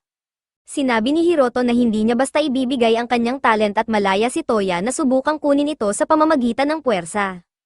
Hindi pa rin maintindihan ni Toya ngunit sinabi ni Hiroto na nagustuhan niya lang siya. Habang umaalis sila ay iniisip ni Hiroto ang kanyang mga napansin. Naging malinaw sa kanya na hindi pa napagtatanto ni Toya ang katotohanan tungkol sa kanyang sarili. Sinabi niya na si Toya ay isang contradiction in the flesh dahil kasing lambot ng puso niya ang kanyang pagiging sakim sa talent. Hindi lamang sinagot ni Toya ng tapat ang kanyang tanong kundi ipinagtanggol pa siya sa kabila ng posibleng disadvantages. Sinabi ni Hiroto na pinapatunayan lamang nito na tao pa rin si Toya. Biglang napaisip si Toya kung ano ang nagtulak kay Hiroto na maghanap ng talent. Simpleng sinabi ni Hiroto na pasensya na dahil nakalimutan na niya ang lahat mula noong siya ay tao pa. Samantala sa base camp ay naging napakadelikado na ng sitwasyon. Umalingaw-ngaw ang mga putok ng baril at inutusan ni Dre ang kanyang mga clones na protektahan ang lahat sa anumang paraan. Sa kasamaang palad ay may ilan pang putok na pinakawalan at lahat ng kanyang clones ay na-eliminate. Itinuro ni Haya na tiyak na may isa pang sniper at kapag nataman si Newton ay katapusan na iyon ng Forest of the Great. Tumanggi si Haya na hayaang mangyari iyon kaya naghanda siyang lumaban pabalik. Bumalik kina Toya at Hiroto, nakarating na sila sa Earth Fort at hindi nakalayuan ang main castle kapag nalampasan nila ito kaya nagpatuloy sila.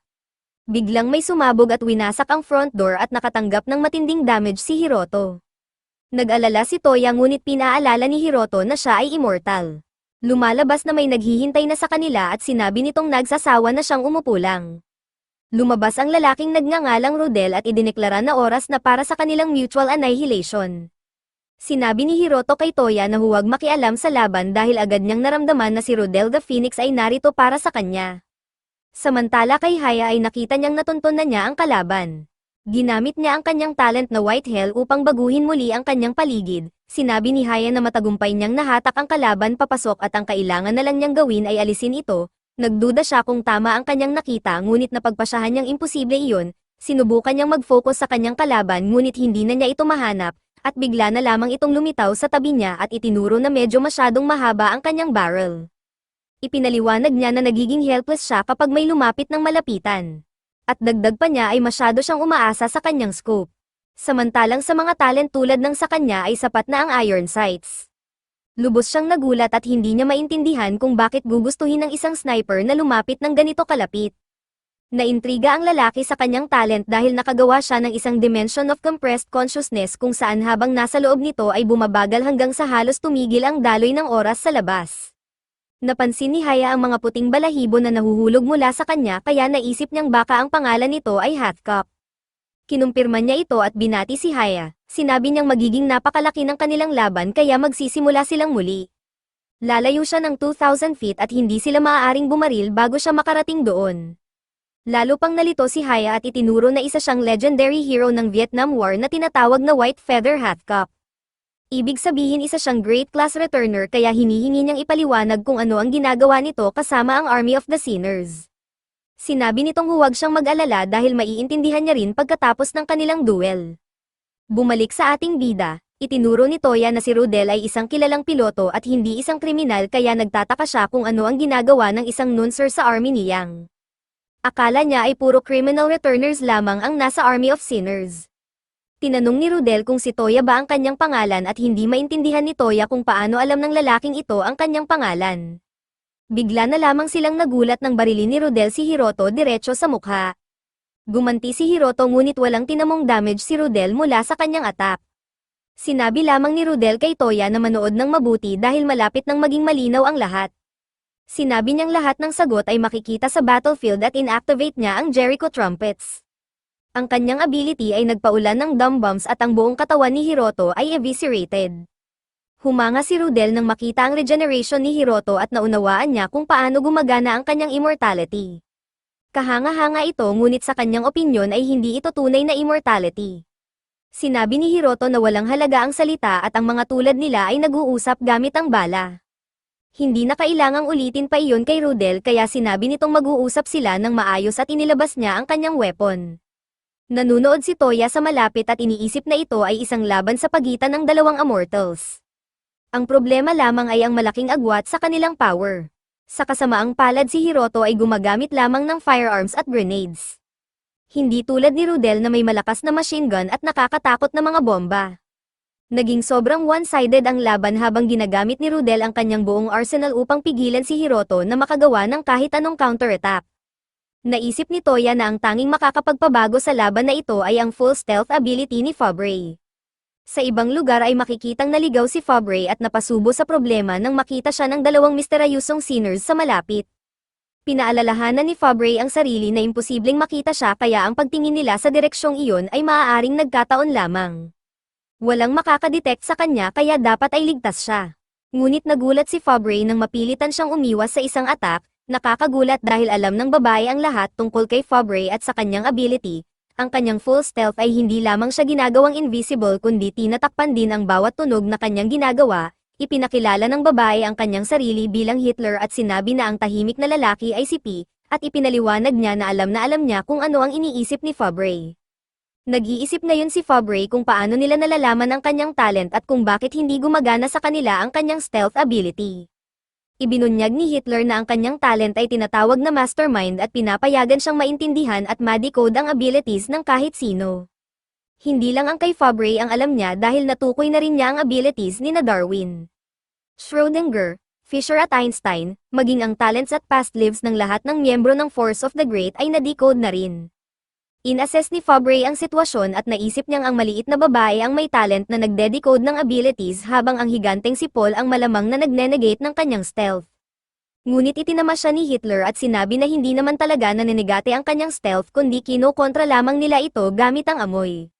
Ginamit ni Paul ang kanyang ability na Fruit of Corruption upang mabulok ang buong kagubatan sa paligid nila. Nakayuko ang mga puno, nagkalat ang mga dahon at kumukulo ang lupa habang ang amoy ng pagkabulok ay kumakalat sa hangin. At sa gitna ng lahat ng iyon, ang kawalan ng kahit anong amoy ni Fabre ang lalong nagpapalinaw sa kanyang presensya. Kitang-kita siya kahit siya ay invisible at walang tunog. Sinabi ni Hitler na huli na ang lahat dahil pumasok na si Fabre sa isang masusing planong bitag. Ang mga kalabang sundalo na hinahabol niya ay pain lamang at ang pag-eliminate niya sa mga ito ang nagsabi kay Hitler kung gaano na siya kalapit. Kahit sa sandaling iyon habang nag-uusap sila ay patuloy na kumakalat ang corruption ni Paul at lalo pang lumalakas ang baho. At habang lumalala ito ay mas lalo pang napapansin ang kawalan ng amoy ni Fabre. Tuluyang na-corner si Fabre at tinapos ni Paul ang kanyang buhay. Sinabi ni Hitler na sayang dahil invisible pa rin si Fabre kahit sa kanyang kamatayan at pagkatapos ay umalis na ang dalawa. Samantala kina Hiroto at Rudel ay patuloy ang matinding laban ng mga immortals. Nananatiling dominante si Rudel habang sinasabing walang epekto ang lahat ng ginagawa ni Hiroto. Sinabi ni Hiroto kay Toya na talo na siya at inamin niyang talagang ka-level ni Rudel ang mga dakila. Mas mataas ang kanyang offensive at defensive capabilities at wala siyang nakikitang paraan para manalo sa laban na ito. Ngunit itinuro ni Toya na tila nag-e-enjoy si Hiroto. Pinag-isipan ito ni Hiroto at inamin niyang hindi niya maitatanggi iyon. Nag-e-enjoy siya sa laban ngunit delikado pa rin ang kanilang sitwasyon. Wala siyang nakikitang paraan para manalo ngunit hindi rin niya kayang matalo. Pagkatapos ay naisip ni Hiroto kung nakakaramdam ba si Toya ng pagkapagod sa paggamit ng kanyang talent. Sinabi ni Toya na oo at madalas itong nangyayari, at ipinaliwanag ni Hiroto kung ano ang ibig sabihin nito sa kanilang laban. Ang paggamit ng talent ay naglalagay ng strain sa kanilang physical at mental stamina kaya may limitasyon kahit ang immortality. At dahil sobrang one-sided ng laban ay si Hiroto ang unang maaabot ang limit na iyon. Diretsahan niyang sinabi kay Toya na matatalo siya kay Rudel. Samantala kay Haya ay napagtanto niyang mga dummy lamang ang kanyang pinapaputukan. Nililin lang siya ni Hathcock upang sayangin ang kanyang bala ngunit hindi pa ito nagpapaputok pabalik. At bigla niyang na-realize na hindi sa ayaw nitong bumaril kundi hindi ito kayang gawin. Ipinakita ang pananaw ni Hathcock mula sa 200 metro ang layo at naisip niyang ang range ni Haya sa dimension na iyon ay nasa 1 kilometro habang ang kanya ay 600 metro lamang kaya wala siyang laban sa isang harapang putukan. Ang snow cape na ito ay nagbibigay ng malaking advantage kay Haya at alam niya ito, samantala nagpa siya si Haya na wala siyang pakialam kung bakit ang isang Great Class Returner ay kumampi sa kalaban at sa halip ay nasasabik pa siya dahil sa wakas ay may tunay na hamon na siyang haharapin sa unang pagkakataon. Hindi mapigilan ni Haya ang kanyang excitement at sabik siyang makita kung paano makakalabas si Hathcock sa sitwasyong iyon. Ngunit agad ding nawala ang kanyang kasiyahan nang basta na lamang sumuko si Hathcock. Alam niyang malaki ang kanyang disadvantage ngunit hindi niya inasahang susuko ito nang walang laban. Sinira nito ang lahat ng saya kaya gusto niya itong pahirapan. Sinabi niyang maramdaman nito ang takot ng anti-unting pagbubutas ng bala sa kanyang katawan habang naghahanda siyang bumaril. Ngunit bigla siyang nagulat nang matagpuan niya ang kanyang sarili sa ability ni Hathcock na tinatawag na Green Hell. Idineklara ni Hathcock na nakuha na niya ang home field advantage sa pamamagitan ng pagpilit sa kanyang kalaban na lumaban sa kanyang teritoryo.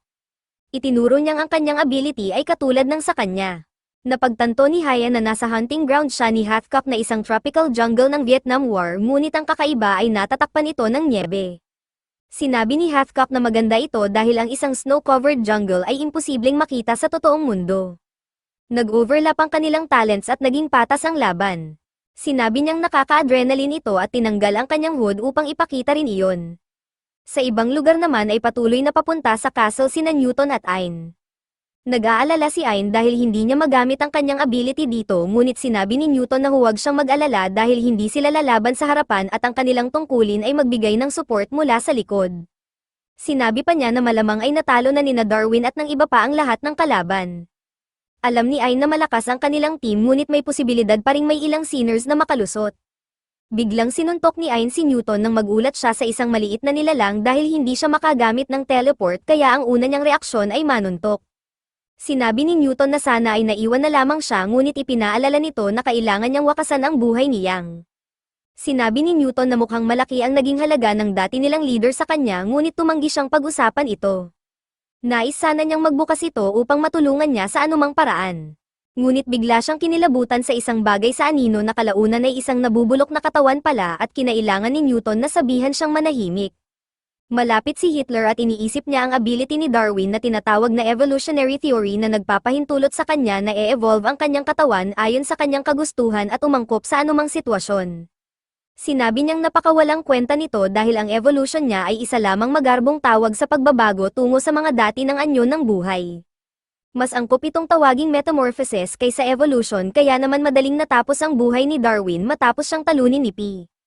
Iniisip ni Hitler kung gaano pa katagal may magtatago at makikitang tinutukoy niya si Schrödinger. Alam na niya na ang ability nito ay nagbibigay sa kanya ng kakayahang pumili mula sa iba't ibang posibleng kinalabasan. Ngunit ang tanong ay kung bakit pa ito nagtatago. Tama ang hinala ni Hitler na kahit sa lahat ng pagpipilian nito ay 0% ang posibilidad ng kanyang panalo. Ibig sabihin ay wala itong magagawa kung walang paborableng kinalabasan na mapipili. Magiging kanya sana ang tagumpay kung mayroon man lang siyang 1% chance ngunit hindi iyon ang kaso dito. Naunawaan na ni Hitler ang lahat ngunit idineklara ni Schrödinger na hindi pa siya natatalo, sa kasamaang palad sa mismong sandaling ibinunyag niya ang kanyang sarili ay tuluyan siyang nawasak. Isang attack mula kay Fischer ang muntik nang tumama kay P ngunit hindi ito nagtagumpay. Pinuri ni Hitler ang ginawa ni Fischer dahil gumamit siya ng isang napakagaling na taktika. Ang pagsasakripisyo ng pawn upang talunin ang kalaban ay isang fundamental na bahagi ng chess.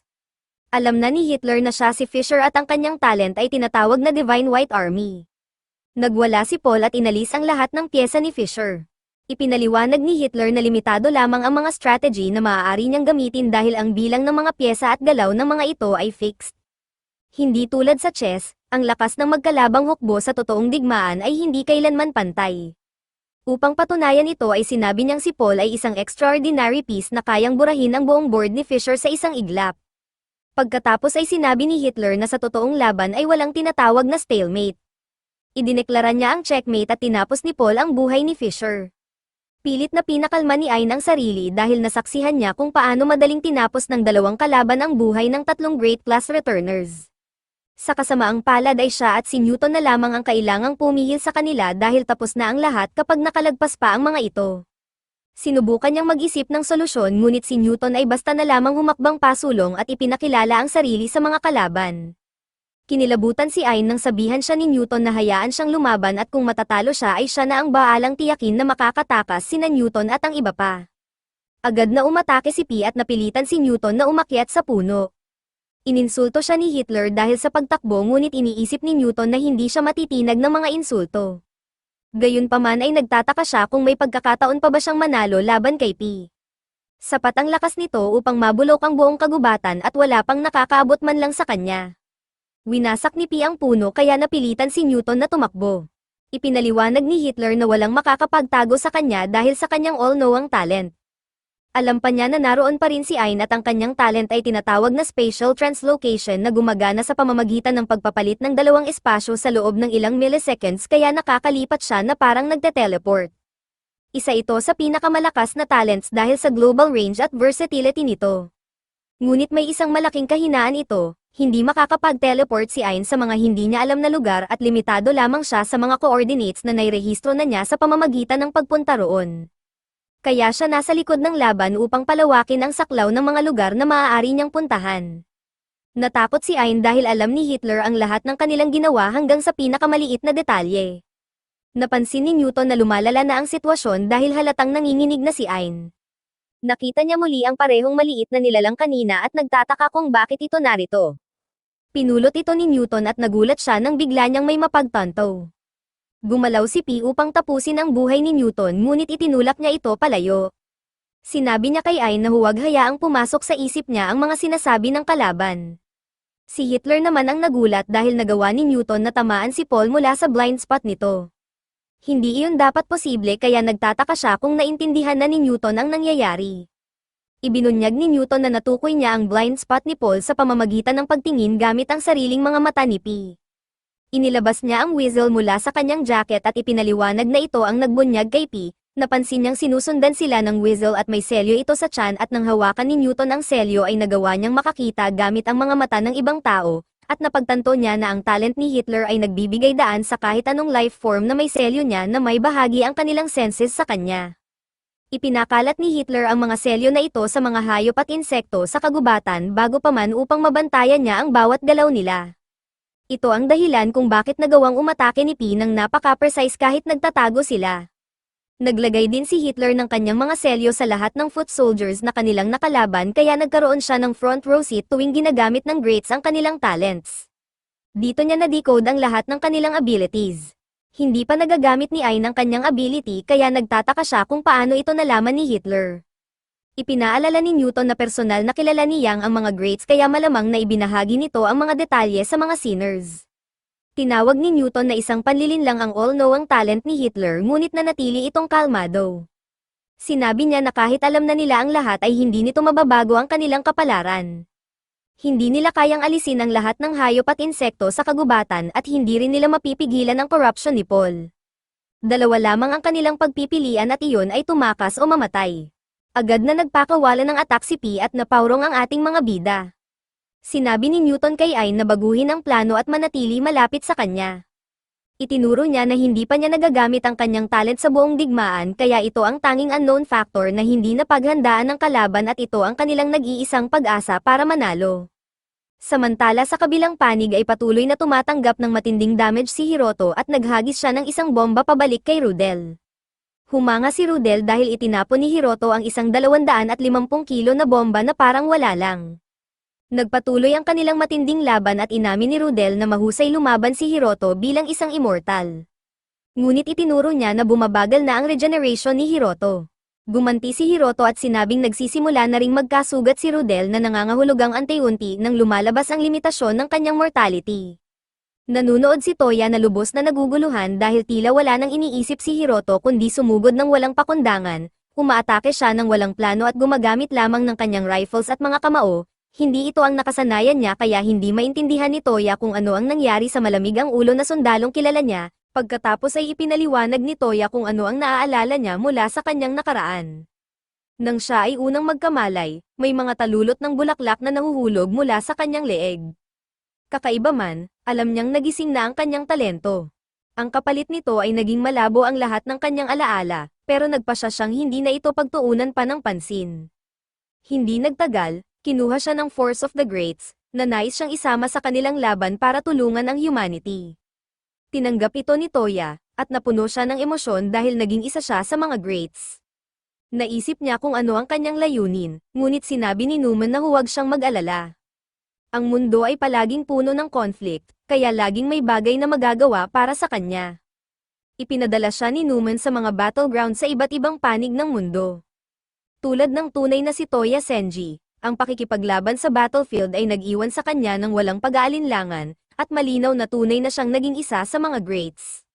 Si Toya ay isang andayang monster, at mag-isa niyang nilipol ang buong mga puwersa. Sinabi niya na kung ang ginagawa niya ay tumutulong sa humanity, sulit na sulit ang pagsali niya sa mga greats. Sinabi ni Toya sa sarili niya na magpatuloy lang at tahakin ang landas patungo sa greatness. Ngunit kakaiba, nagsimula niyang hanapin ang kanyang matagal nang nakalimutang nakaraan at isang tahimik na boredom ang unti-unting pumasok sa kanya. Sa kasalukuyan, hindi na kayang manood na lang ni Toya habang paulit-ulit na napupunit si Senji. Pumasok siya sa laban at sinabi ni Redel na mas mabuting huwag siyang makialam. Hindi maintindihan ni Toya ang nangyayari nang mapansin niyang hindi siya direktang inaatake ni Redella. Walang saysay ito, kaya siguradong may dahilan ito bukod sa gusto lamang panatilihin ang laban bilang duel sa pagitan ng Immortals. Hindi sigurado si Toya kung ano ang dahilan, ngunit maaaring ito ang kanilang magamit bilang advantage. Sinabi niya kay Senji na may pagkakataon pa sila at hindi na niya kailangang lumaban hanggang kamatayan. Hirap na hirap itong intindihin ni Senji, kaya hinikayat siya ni Toya na isipin ang dahilan kung bakit siya nabubuhay. Umabot sa kanya ang mga salitang iyon at may napagtanto si Senji. Nagising siya mula sa kanyang pabaya at mapanganib na pag-iisip at nagpasalamat siya kay Toya. Sinabi niyang manatili na lang ito at manood dahil hindi na niya kailangang makialam pa. Pagkatapos ay humarap si Senji kay Redel at sinabi na nagpapasalamat siya. Ang laban na ito ang sa wakas ay tumulong sa kanya upang maintindihan kung ano ang bumabagabag sa kanya. Napagtanto niya na hindi siya kailanman tunay na naging isa sa mga greats at hindi niya kailanman ginustong tulungan ang humanity. Ang tanging nais niya ay makipaglaban sa isang brutal at tapat na labanan tulad nito kung saan parehong pinupudpod ng dalawang mandirigma ang isa't isa hanggang sa wala nang matira. Sinabi ni Riddle na ganoon din ang nararamdaman niya, at iyon mismo ang dahilan kung bakit pinili niyang labanan ang Forest of the Greats. Alam niyang magagarantiyahan nito ang isang laban-laban sa isa sa mga greats. Sinabi niya kay Hiroshi na huwag mag-alala dahil natural lamang ang paghahangad sa thrill ng labanan. Ang ideya na ang mga great ay dapat may conviction at ambition ay ganap na walang saysay. Ipinahayag niya na ang tanging ibinigay sa kanila ng Petals ay talent. Itinuro niya na ang talent lamang ay hindi sapat para maging great ang isang tao. Karamihan sa mga returners ay nilalamon ng mga pangalan at talent ng nakaraan at ang kanilang mga kilos ay pinapatakbo ng delusion. Nagtaka si Hiroshi kung ano ba talaga sila, at kahit si Redel ay hindi rin sigurado. Ang alam lamang niya ay hindi na sila human at nawala na sa kanila ang lahat. Ang mga taong dati nilang sarili ay pinutol ang sarili nilang mga lalamunan kapalit ng talent. Kapalit nito ang kanilang memories at maging ang kanilang mga pangalan. Hindi na nila malalaman kung ano ang nais makamit ng mga taong iyon o kung kaninong approval ang kanilang hinahangad. Gayunpaman, sinabi ni Redel na iba si Toya, isa siyang incomplete returner at ibinunyag ni Redel na nagbigay si Yang ng tiyak na utos sa kanyang hukbo na huwag saktan ang sino mang may taglay pa ring modern name. Binanggit pa ni Yang si Toya mismo gamit ang kanyang pangalan. Napaisip na lamang si Hiroshi kung bakit, ngunit kahit si Redel ay walang sagot. Ang masasabi lamang niya ay nananatiling human si Toya at mayroon pa siyang future lampas sa kanyang talent. Sinabi ni Hiroshi na talagang kainggit-inggit iyon at sumang-ayon si Redel sa kanya. Pareho nilang inisip kung ano ang dati nilang mga pangalan at nagkasundo silang malamang ay pangkaraniwan lamang ang mga iyon. Pinanood sila ni Toya mula sa malapit at hindi siya makapaniwalang nag-uusap lang sila. Bigla, pareho nilang inamin na pagod na sila sa pagiging immortal. Nagpasya silang tapusin ang laban na ito para sa kanilang sarili at hindi para sa iba. Wala nang mas magandang kahihinatnan para sa kanila kundi ang kamatayan, kaya sabay silang sumugod sa isa't isa sa huling pagkakataon. Sa kabilang banda, nakita natin na kahit papaano ay napatay ni Haiho si Hathcock. Hindi makapaniwala ang Sinners, ngunit sinabi ni Yang na huwag silang mag-alala. Nadala ni Hathcock si Haiho sa kanyang pagbagsak, at patunay lamang iyon kung gaano siya kahusay bilang sharpshooter. Pagkatapos ay pinanood nila habang iniisip ni Newman kung may magagawa pa si Ned Ingle upang matulungan si Haiha. Sa kasamaang palad, huli na ang lahat dahil tuluyan nang natapos ang kanyang buhay. Isa sa mga sinners ay nagtaka kung may bumabagabag ba kay Yang, at sinabi nito na kaya niyang tapusin ang buhay ng sino mang nagpapalungkot sa kanya. Ipinaliwanag ni Yang na sa totoo lang ay masaya siya dahil ang buhay ni Hathcock ay tinapos ng isang karapat-dapat na kalaban. Sa malapit, inanunsyo ni Heido ang kanyang pagdating, ngunit nagulat siya nang makita na walang tao sa kuta. Nag-alok si Caesar na samahan si Heido sa paghahanap ng kaaway, ngunit sinabi ni Jubet na kaya niyang alagaan ang sarili niya. Nagulat si Caesar dahil hindi niya inaasahang kikilalanin ni Jubet ang isang rival tulad ni Heido. Ipinaliwanag lamang ni Jubet na hindi niya hinahayaang makaapekto ang personal na damdamin sa paghusga ng lakas. Dahil dito, napaisip si Caesar kung sino ang mas malakas sa dalawang babae. Siyempre, pinili ni Jubet ang sarili niya, ngunit mahirap hulaan kung sino ang mananalo kung tatagal ng husto ang laban. Si Heido ay isang incomplete returner, na nangangahulugang may nakatagong potential siya. Pagkatapos ay sinabi ni Jubet na hindi niya maiwasang maramdaman na may mali. Bukod sa walang mga kaaway doon, masyadong lantad ang lugar para magsilbing kuta. Nagtaka si Caesar kung ginawa ba ito upang magmukhang Coliseum. Alam ni Jubet ang Roman Coliseum, ngunit hindi niya maintindihan kung bakit gagayahin ng sinners ang kanilang kuta mula sa isang arena. Bigla, sinamantala ni Caesar ang sandali at itinarap ang kanyang blade sa dibdib ni Jubet. Ipinaliwanag ni Caesar na ginawa nila ito sa ganitong paraan dahil ang Coliseum ay isang perpektong lugar para wakasan ang mga buhay. Balik kay Hiroshi, sinabi niyang may nais siyang itanong kay Riddle bago sila magpatuloy. May ilang greats na naghihinala na si Toya ay isang spy at nais niyang malaman ang katotohanan. Ayon sa kanilang intel, ang makapangyarihang 5 Tiger Generals ni Yang ay kabilang sa hanay ng Army of the Sinners. Kinumpirma ito ni Riddle at ibinunyag na ang huli sa 5 ay isang undercover operative sa Forest of the Greats. Nagtaka si Hiroshi kung hindi si Toya, sino kaya ang spy? Ibinunyag ni Riddle na ito ay ang bayani ng Rome na nag-ukit ng kanyang pangalan sa kasaysayan gamit ang panulat at espada. Siya ang pinakamalakas na returner sa lahat ng 5 Tiger Generals. Natapos na ni Caesar ang kanyang transformation at napatitig si Heido sa gulat.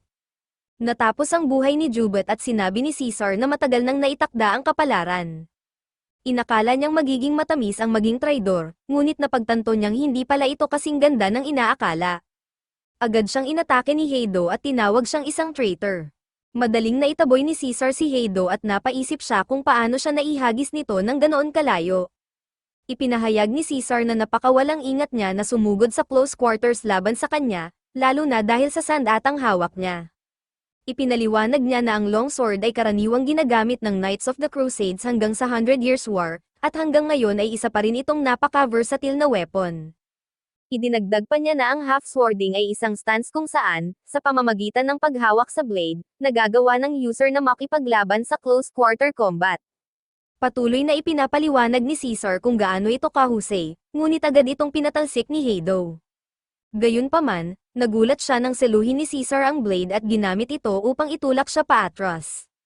Ipinaliwanag niya na ang mordlag ay isang teknik kung saan ginagamit ang espada bilang isang bludgeon. Ipinahayag niya na walang laban si Heido dahil napakarami pa niyang paraan para umatake gamit ang kanyang longsword. Sa kasamaang palad para sa kanya, hindi lamang iyon ang weapon mula sa West. Ipinakita pa ni Caesar ang kanyang hindi kapanipaniwalang lakas habang nagpagulong siya ng ilang dice. Bawat isa ay tumapat sa magkakaibang numero, at bawat numero ay nagsummon ng iba't ibang weapon. Ang kanyang ability ay tinatawag na Hero's Testament, at pinapayagan siyang gamitin ang anumang weapon sa pinakamataas nitong potensyal. Pagkatapos ay isa-isa niyang ipinakita ang bawat sandata sa kanyang arsenal, ginamit niya ang Mass Hander, ang Lightning Fast-Hilt Rapier, at ang Unblockable Shotel, at halos wala ng pag-asa si Heido na makalaban. Ginamit ni Caesar ang Destructive Sword Dagger at tuluyan niyang winasak si Heido. Lubha na siyang natatalo sa laban at sinabi ni Caesar na oras na upang gamitin ang Lethal Executioner Sword. Ang sandatang ito ay nagdulot ng napakalaking pinsala at hinati pa ang Coliseum sa dalawa. Sinabi ni Caesar na masdan niya ang kapangyarihan ng Hero's Testament, ang talent ng dakilang Caesar. Gayunpaman, Sinabi niya na ang kanyang pangunahing talent ay isang strategic na kakayahan para pamunuan ang mga hukbo tungo sa tagumpay. Ang kapangyarihang nakita niya ay isa lamang niyang subtalent. Hiniling ni Heido na malaman kung bakit niya sila ipinagkanulo kahit may ganito siyang kalakas na kapangyarihan.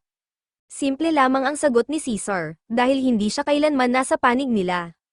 Itinuro pa niya na gusto ni Heido na lumaban sa malalakas na kalaban, at sinabi niyang dapat ay mas maging excited siya dahil nakakalaban niya ang dakilang Caesar.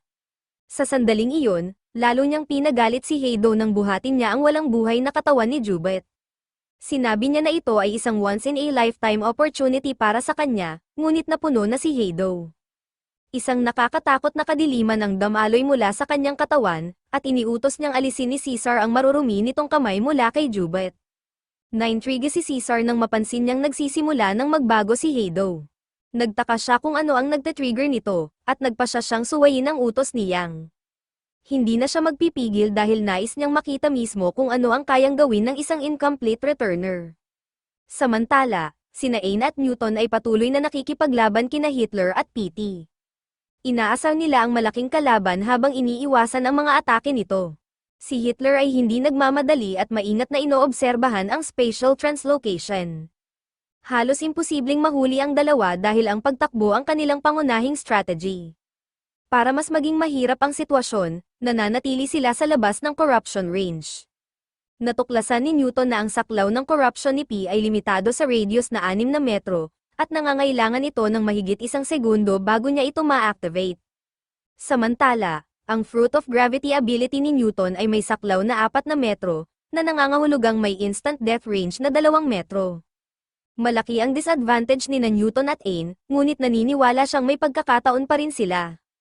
Patuloy na inaasar ni Newton si P sa pagsasabing hindi nito kayang tamaan kahit ang isang napakalaking target, at sumabay si Ain sa pagtawag dito na isang malaking tanga. Napagtanto rin ni Newton na maaaring gumana ang childish na panunukso laban kay PT dahil masyadong matalino si Hitler para malinlang ng direkta. Ang pinakamagandang tsansa nila ay sirain ang teamwork ng kalaban. Nagtaka si Ain kung gagana nga ba ang ganitong kababaw na paraan, kaya sinabi ni Newton na kailangan nilang subukan ang lahat. Gumana ang panunukso nang hindi sundin ni Paul ang utos ni Hitler at sumugod sa kanila sa galit. Sinabi ni Newton kay Ain na manatiling malapit dahil gagamitin nila ang pagkakataong ito para umatake. Iiwas sila sa susunod na corruption sa huling sandali at tatapusin siya bago pa siya makaganti. Ngunit sa paglapit ng atake, ibinunyag ni Hitler na isa itong patibong. Itinulak ni Newton si Ain palayo upang mailigtas ito, ngunit siya ang tinamaan ng atake kapalit nito. Sinabi ni Hitler na kahanga-hanga si Newton dahil nagawa niyang iwasan ang agarang kamatayan sa pamamagitan ng pagbaluktot ng space gamit ang kanyang gravitational field. Pinuri rin sila ni Newton dahil nagawa nila siyang malinlang. Nagpanggap lamang si Paul na isang padalos-dalos na mandirigma at sadyang nilimitahan ang saklaw ng kanyang corruption. Isa itong maingat na planong bitag at ang lahat ay isinagawa upang maakit sila. Ibinunyag ni Hitler na sa buong lakas nito, ang silent ay kayang sumaklaw ng radius na 50 metro. Ipinahayag niya na ang kabiguan ni Newton na mabasa ang sitwasyon mula pa lamang sa unang galaw ay nangangahulugang wala na talaga itong tsansa. Napagtanto ni Newton na pinaglalaroan lamang sila mula pa sa simula at humingi siya ng paumanhin kay Ain. Anako niya ang buong responsibilidad at sinabi kay Ain na alagaan si Newman para sa kanya. Biglang nag-teleport si Ain sa harap niya at napaisip si Hitler kung tama ba ang ginagawa nito. Sinabihan siya ni Newton na tumakbo na, ngunit pinatahimik niya ito. Sinubukan pa siyang paalalahanan ni Newton na kung dito magtatapos ang kanyang buhay, hindi na niya makukuha ang kanyang revenge. Siyempre, alam iyon ni Ain, ngunit tumanggi pa rin siyang sumuko. Sa sandaling iyon, hinawakan siya ni P at inihagis papunta kay Newton. Sa hindi maipaliwanag na dahilan, sinabi ni Hitler na dapat na lang nilang ituring ito bilang draw. Sinabi niya na tila nagpasya si P na hayaan silang mabuhay. Para naman sa kanya, wala siyang paraan upang tapusin ang buhay ng dalawa kahit gugustuhin pa niya. Samantala, nawalan na ng kakayahang lumaban sina Ain at Newton. Ito na ang definisyon ng isang draw, kaya sinabi ni Hitler na tanggapin na nila ito. Galit na galit si Ain dahil ayaw niyang matapos ito sa ganitong paraan. Pinakalma siya ni Newton at sinabi kay Hitler na kung pakakawalan nila sila, babalik sila upang umatake.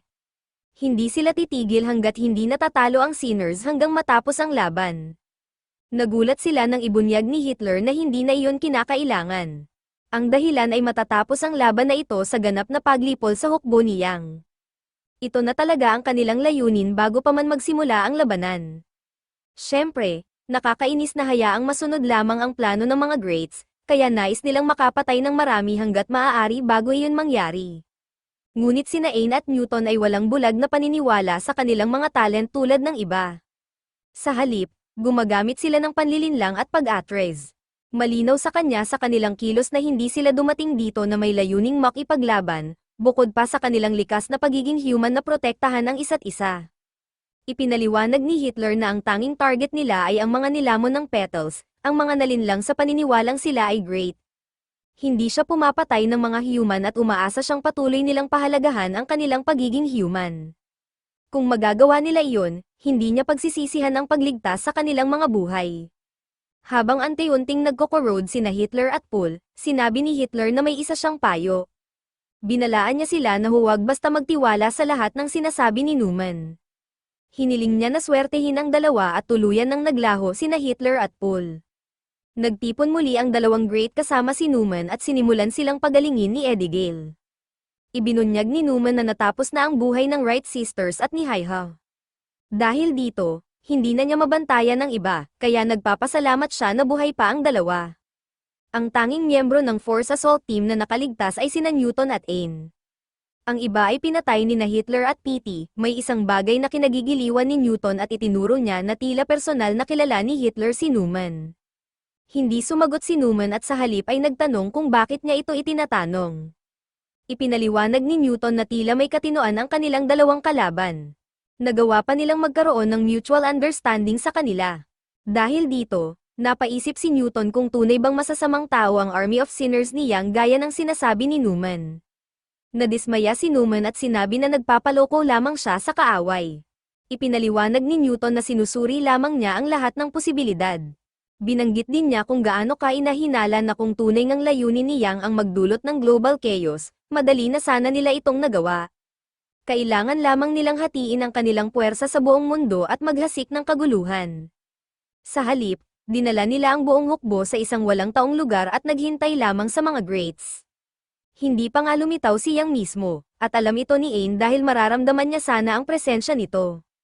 Kung nais talaga nitong makipaglaban, bakit hindi siya nangunguna sa front lines? Nagsisimulang isipin ni Newton na ang Central Army ay hindi isang organisasyong naghahangad lamang ng kaguluhan. Ang tanging lohikal na paliwanag ay may mas malalim silang layunin sa laban na ito. Naisip niya kung may pumilit sa kanila na makipagdigma. Sinabi ni Ain na noong una ay galit ang nagtulak sa kanya, ngunit nang pag-isipan niya ito, maraming bagay ang hindi nagtutugma. Hiniling niya kay Neumann na ipaliwanag ang lahat ng nalalaman nito dahil nais niyang malaman ang tunay na nangyayari. Nagbabala siya na kung hindi ito magsasalita, mapipilitan silang pilitin ito. Hindi binalewala ni Neumann ang banta at naging seryoso ito. Ipinaliwanag ni Ain na nasa loob na si Neumann ng saklaw ng gravitational force ni Newton, kaya mas mabuti nang magsimula na siyang magsalita. Sa sandaling iyon, isang kakaibang kadiliman ang bumalat kay Newton. Sinabi ni Neumann na hindi maayos ang kanilang asal, at sa hindi maipaliwanag na dahilan, biglang nagbago ang tono ni Newton. Sinabi niyang tama si Neumann, at hindi maintindihan ni Ain ang nangyayari. Lubos siyang nagulat nang sabihin ni Newton na lahat ng naroon ay magkakaibigan. Hindi na nila dapat pagdudahan ng isa't isa at maaari nilang ipagpatuloy ang usapan pagkatapos ng laban. Nagtaka si Ain kung ano ang nangyari sa kanya dahil hindi ito bahagi ng kanilang plano. Sinabi lamang ni Newton na sugatan pa si Ain kaya dapat magpagamot na siya kay Nightingale. Nayanig si Ain nang mapagtanto niyang may ginawa sina Neumann at Nightingale kay Newton. Sinabihan siya ni Newton na huwag mahiya kaya sinampal niya ito. Sinubukan niyang ibalik ito sa katinoan ngunit sinabi lamang ni Newton na parang batang takot sa karayom ang kanyang inaasal. Ginamit niya ang kanyang ability at gumawa ng napakalaking butas sa lupa. Ramdam niyang seryoso si Ain, kaya sinabi niyang puputulan niya ang ilan sa kanyang mga braso at paa. Napaluha si Ain dahil hindi siya makapaniwala sa kanyang naririnig. Samantala, kay Hiroshi, nakita natin na naibigay na ni Redel ang huling atake. Labis ang kasiyahan ni Riddle sa kanilang duel at sinabi niyang nalampasan ni Hiroshi ang kanyang sarili. Dumating si Toya at may ibinunyag si Riddle sa kanya. Sinabi niya na makakakita siya ng maze ng mga nakal-alasong halaman sa kabilang panig ng kuta. Inutusan niya ang ating bida na dumiretso lamang dahil naghihintay si Yang sa Tear Ants Castle. Nagawa rin ni Hiroshi na magdulot ng fatal damage sa kanya, kaya tuluyan nang nagwakas ang buhay ni Riddle. Sa kabutihang palad, nakatayo pa si Hiroshi at natuwa si Toya na makita siyang ayos lang. Sinabi ni Hiroshi na ang duel na iyon ay isang mahiwagang sandali dahil sa wakas ay nakalaban siya ayon sa kanyang sariling kagustuhan, hindi para sa anumang ideal, layunin, o tagumpay, kundi dahil lamang sa kanyang instinct. Hinikayat siya ni Toya na bumalik sa base upang magpagamot, ngunit sinabi ni Hiroshi na dito na nagtatapos ang kanyang landas. Unti-unting naglalaho ang kanyang katawan at sinabi niya kay Toya na umalis na ito. Bago siya tuluyang mawala, sinabi ni Hiroshi kay Toya na kunin ang kanyang talent. Ang kanyang immortality ay tiyak na magiging malaking tulong. Nagulat si Toya, ngunit pinaalalahanan siya ni Hiroshi na dati na niyang nais kunin ang kanyang immortality. Inamin ni Toya na ganoon nga ang nararamdaman niya noon, ngunit iyon ay bago pa sila naging magkaibigan. Marami pa siyang gustong itanong at ayaw niyang magtapos ang lahat sa ganitong paraan. Sinabi ni Hiroshi na ang kanyang pagiging knave ang mismong dahilan kung bakit nais niyang ipagkatiwala sa kanya ang kanyang talent. Itinuro niya na nauubos na ang oras at napansin ni Toya na hindi na nagre-regenerate si Hiroshi. Unti-unti na itong nagkakawatak-watak at malapit nang magwakas ang kanyang buhay. Sinabi ni Hiroshi kay Toya na gawin ito para sa kanya bilang kaibigan.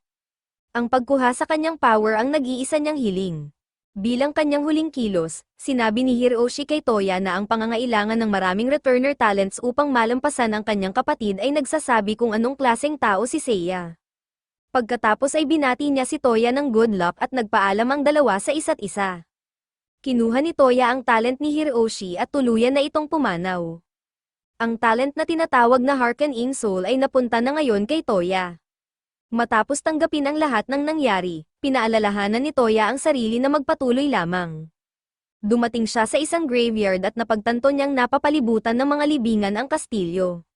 Sa hindi maipaliwanag na dahilan, nakasulat sa mga lapida ang mga pangalan ng greats. Isang pangalan ang nakakuha ng kanyang pansin, ang kay Hiroshi. Pinilit ni Toya ang sarili na huwag itong pag-isipan at pinaalalahanan ang sarili na magpatuloy lamang. Upang palakasin ang kanyang loob, inalala niya ang lahat ng panghahamak na kanyang naranasan noon. Sa loob ng kastilyo, sinabi ni Yang na nawala ang kanilang mga mata nang matalo si Hitler, wala na silang nakikita ngayon at hindi nila alam kung darating ba ang hinihintay nila. Sinabi ng prophecy guy na gagawa siya ng panibagong prophecy, ngunit sinabi ni Yang na hindi na ito kailangan, ito ay dahil dumating na si Toya, at tinanggap siya ni Yang. Salamat sa panonood ng aking recap, siguraduhin i-like ang video.